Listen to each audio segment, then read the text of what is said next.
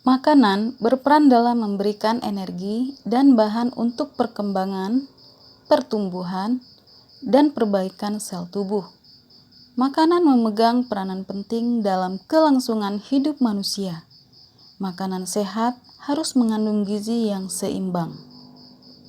Faktor yang mempengaruhi kebutuhan energi seseorang adalah 1. Usia, 2. Jenis kelamin, 3. Jenis aktivitas yang dilakukan. Energi diperlukan bagi tubuh untuk semua kegiatan. Tubuh menggunakan energi untuk mempertahankan suhu tubuh normal sekitar 37 derajat Celcius. Jumlah kalori yang dibutuhkan pada beberapa aktivitas berbeda-beda. Keseimbangan energi dapat terjadi ketika kalori yang masuk dalam tubuh melalui makanan sama dengan kalori yang dikeluarkan. Pada keadaan normal, tubuh menggunakan 30 kilokalori per hari untuk setiap 1 kilogram berat tubuh. Maka, kamu harus mengonsumsi sekitar 3.500 kilokalori untuk menyimpan 500 gram atau setengah kilogram lemak. Contoh, berat badan 35 kilogram. Agar berat badan seimbang, maka kalori yang dibutuhkan adalah 35 kg dikali 30 kilokalori per hari sama dengan 1050 kilokalori per hari. Jenis nutrisi. Karbohidrat dibangun oleh molekul karbon, hidrogen, dan oksigen. Karbohidrat adalah sumber energi utama bagi tubuh. Terdapat 3 jenis karbohidrat, yaitu gula, pati, dan serat. Sumber karbohidrat adalah gula, madu, susu, umbi-umbian, dan biji-bijian. Kelebihan karbohidrat akan menyebabkan diabetes. Kadar gula normal adalah 60-100 mg saat tidak makan dan maksimal kurang dari 140 mg per desiliter jika setelah makan. Lemak merupakan penyimpanan yang baik untuk energi. Selama proses pencernaan, lemak dipecah menjadi asam lemak dan gliserol. Terdapat 2 jenis lemak, yaitu lemak jenuh dan lemak tak jenuh. Fungsi lemak yaitu sumber energi, pelarut vitamin A, D, E, K, dan sebagai lemak esensial bagi tubuh. Sumber lemak jenuh dari daging, susu, keju, minyak kelapa, dan minyak kelapa sawit. Sumber lemak tidak jenuh dari minyak nabati pada biji-bijian. Lemak tidak jenuh biasanya cair pada suhu kamar. Protein dibangun oleh molekul karbon, hidrogen, oksigen, nitrogen, dan terkadang belerang. Fungsi protein adalah penghasil energi bagi tubuh, untuk pertumbuhan, mengganti sel-sel tubuh yang rusak, pembuat enzim dan hormon, dan pembentuk antibodi.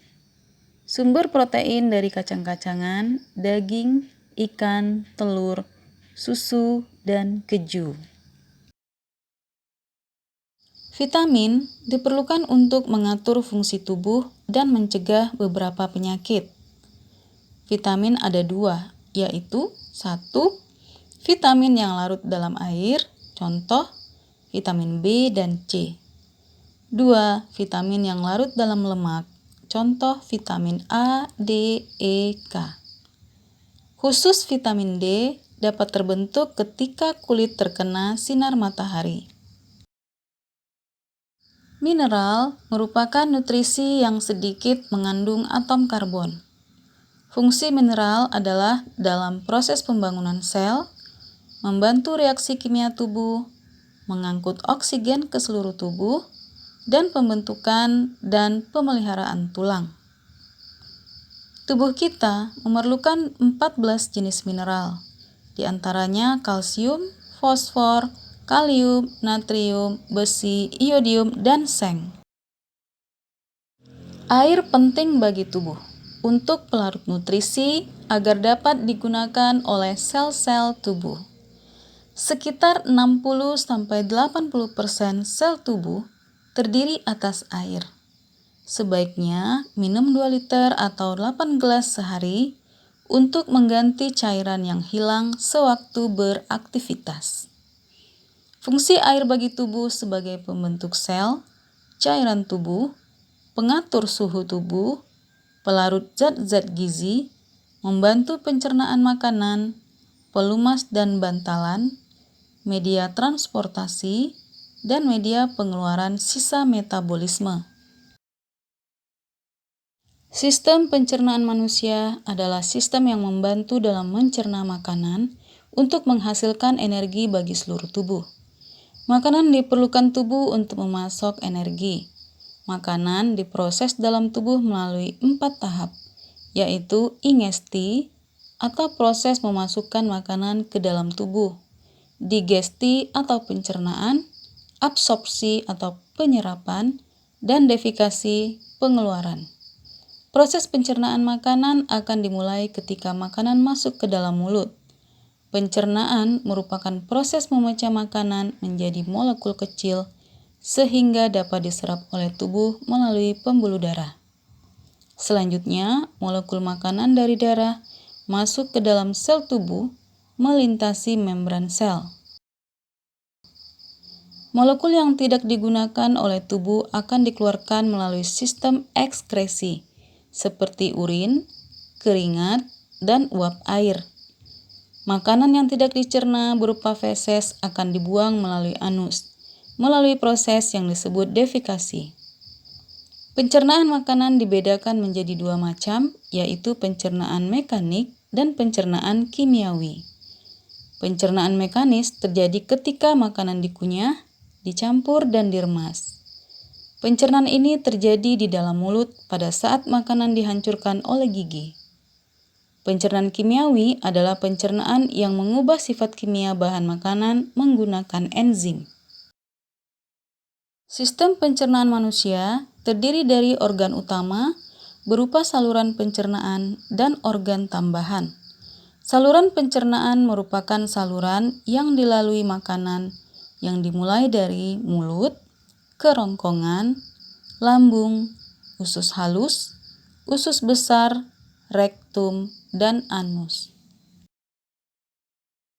2 organ pencernaan tambahan: lidah, gigi, kelenjar ludah, hati, kantung empedu, dan pankreas merupakan organ tambahan yang membantu dalam pencernaan mekanik dan kimiawi. Kelenjar pencernaan adalah organ tambahan yang mengeluarkan enzim untuk membantu mencerna makanan. Organ pencernaan tambahan yang pertama adalah hati.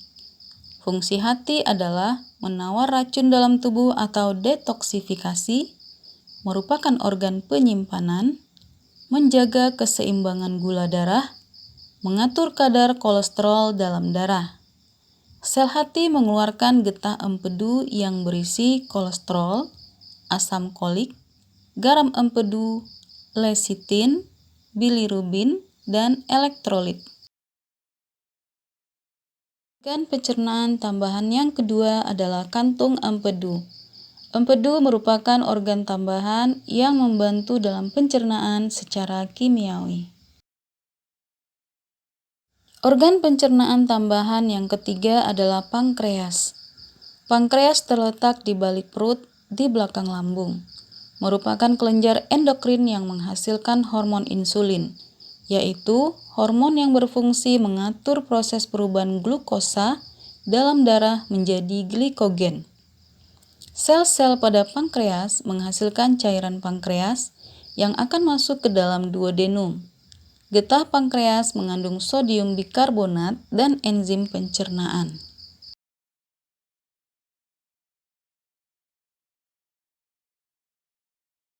Berikut ini adalah gambar dari struktur dan fungsi sistem pencernaan makanan pada manusia.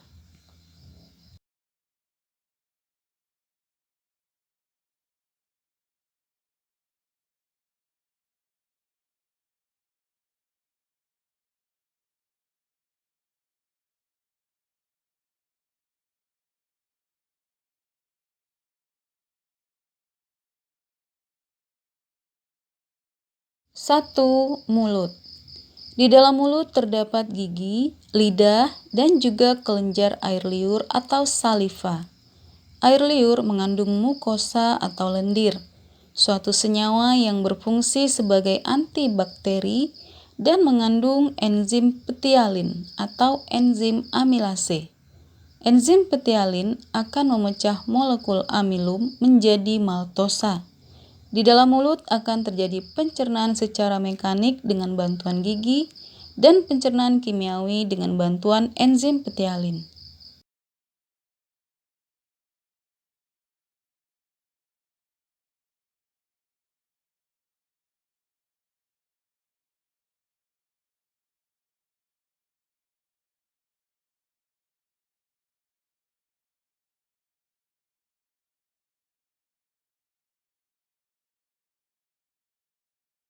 Dua, kerongkongan atau esofagus.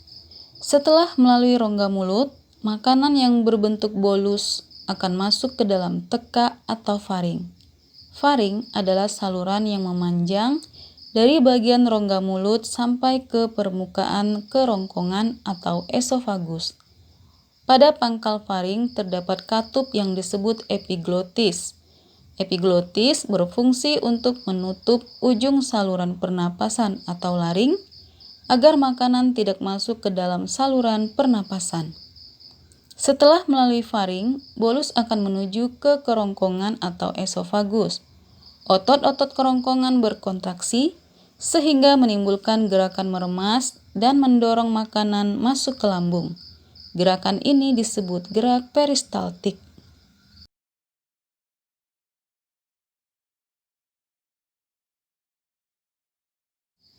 3. Lambung. Setelah dari kerongkongan, makanan kemudian masuk ke dalam lambung.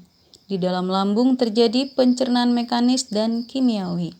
Secara mekanis, otot lambung berkontraksi, mengaduk-ngaduk bolus. Secara kimiawi, bolus bercampur dengan getah lambung. Getah lambung mengandung asam klorida atau HCl, enzim peptin, dan enzim renin. HCl berfungsi untuk membunuh kuman yang masuk bersama makanan. Enzim pepsin akan memecah protein menjadi pepton. Sedangkan enzim renin berfungsi untuk mengendapkan protein kasein susu. Setelah melalui pencernaan selama 2-4 jam di dalam lambung, maka bolus akan menjadi bahan kekuningan yang disebut kimus atau bubur usus. Kimus akan masuk sedikit demi sedikit ke dalam usus 12 jari yang diatur oleh sfinkter, yaitu otot-otot yang tersusun melingkar antara lambung dan usus 12 jari. 4. Usus halus. Usus halus memiliki panjang sekitar 8,25 meter. Usus halus terdiri dari 3 bagian, yaitu usus 12 jari atau duodenum, usus tengah atau yeyunum, dan usus penyerapan atau ileum. Di dalam usus halus hanya terjadi pencernaan secara kimiawi. Pada duodenum terdapat saluran yang menghubungkan dengan kantung empedu dan pankreas. Getah pankreas mengandung enzim lipase, amilase, dan tripsin. Enzim lipase berfungsi mencerna lemak menjadi asam lemak dan gliserol. Enzim amilase akan mencerna amilum menjadi maltosa. Tripsin akan mencerna protein menjadi polipeptida. Getah empedu yang dihasilkan hati akan mengemulsikan lemak, yaitu membuat lemak agar larut dalam air. Pencernaan makanan dilanjutkan ke yeyunum. Di sini terjadi pencernaan terakhir sebelum zat-zat makanan diserap. Semakin luas bidang permukaan bagian dalam usus, semakin banyak villi yang mampu melakukan penyerapan zat-zat makanan secara lebih efektif. Usus besar. Usus besar memiliki panjang sekitar 1 meter. Terdiri atas kolon ascendens atau naik, kolon transversum yang mendatar, dan kolon descendens yang menurun, dan berakhir di anus. Di antara usus halus dan usus besar terdapat usus buntu atau cecum. Pada ujung usus buntu terdapat tonjolan kecil yang dinamakan umbai cacing atau appendix, yang berisi massa sel darah putih untuk imunitas atau kekebalan tubuh. Bahan makanan yang sampai di usus besar adalah zat sisa dan berada di dalam usus besar selama 2-4 hari. Zat sisa terdiri dari sejumlah besar air dan bahan yang tidak dapat dicerna. Usus besar berfungsi untuk mengatur kadar air pada sisa makanan. Di dalam usus besar terdapat banyak bakteri Escherichia coli yang membantu membusukkan sisa makanan karena mampu membentuk vitamin K dan B12.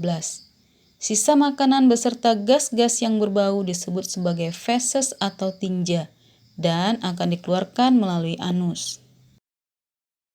Gangguan pada sistem pencernaan dan upaya untuk mencegah atau menanggulanginya.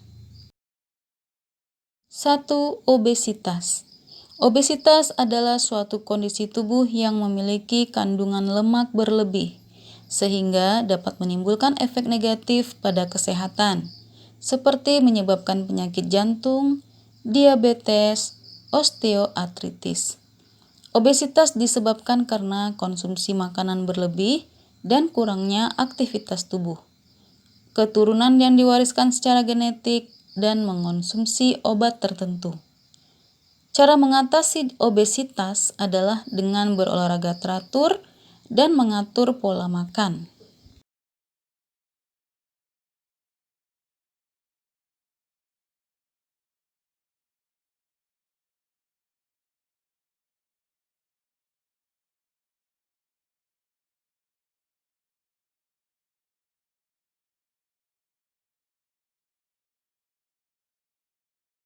Dua, karies gigi. Karies gigi atau gigi berlubang merupakan kerusakan gigi akibat infeksi bakteri yang merusak lapisan gigi sehingga merusak struktur gigi. Bakteri pada mulut mengolah gula menjadi asam yang merusak gigi. Jika sakit, artinya kerusakan telah mencapai syaraf gigi. Cara mencegah atau mengatasi karies gigi adalah dengan membersihkan gigi secara teratur minimal 2 kali sehari, bisa dengan benang gigi, obat kumur, berkumur dengan air garam, dan memeriksa gigi ke dokter. Selain itu, mengurangi makanan yang manis, atau berkumur dengan air putih setelah makan makanan yang manis. 3. MAH atau gastritis merupakan penyakit yang menyebabkan peradangan atau iritasi pada lapisan lambung. MAH diakibatkan meningkatnya asam lambung, infeksi Helicobacter pylori, stres, makan tidak teratur, dan makanan pedas atau asam. Cara mencegah penyakit MAH adalah dengan cara makan teratur, makan secukupnya, cuci tangan sebelum makan, menghindari makanan yang memicu asam lambung seperti kopi, makanan pedas, hindari stres, makan obat antibiotik jika terinfeksi bakteri, tentunya dengan resep dokter.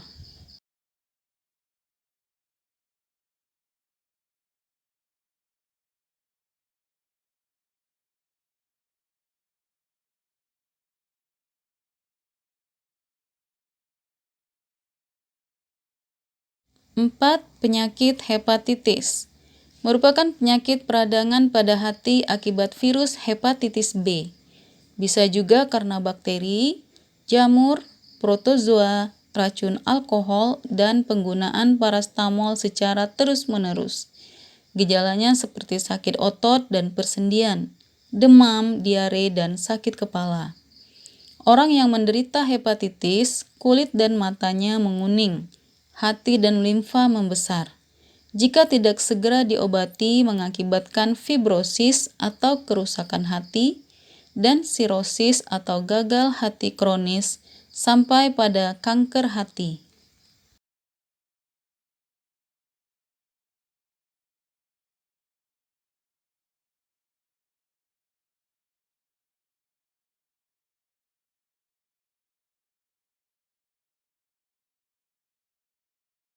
Lima, diare adalah penyakit pada saluran usus besar akibat infeksi bakteri dan protozoa seperti Escherichia coli. Saat terjadi infeksi, dinding usus besar teriritasi, gerakan peristaltik meningkat, dan air tidak dapat diserap, sehingga penderita mengalami dehidrasi. Cara mencegah penyakit diare adalah mengonsumsi makanan yang bersih, mencuci tangan sebelum makan, minum air yang dimasak atau air kemasan higienis, menjaga kebersihan diri dan lingkungan. Cara mengobati diare dengan minum Oralit dan minum obat diare.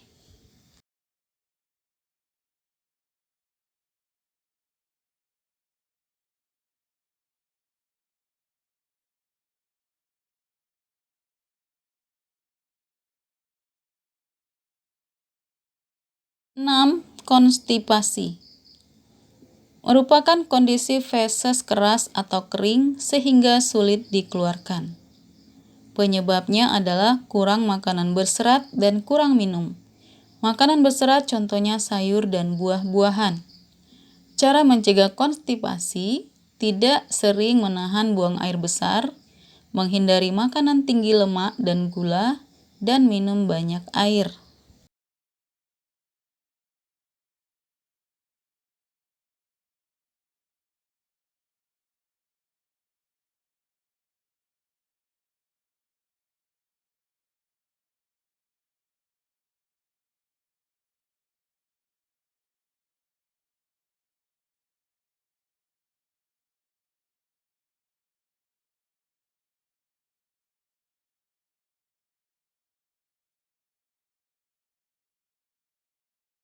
Tujuh, gejala kekurangan vitamin.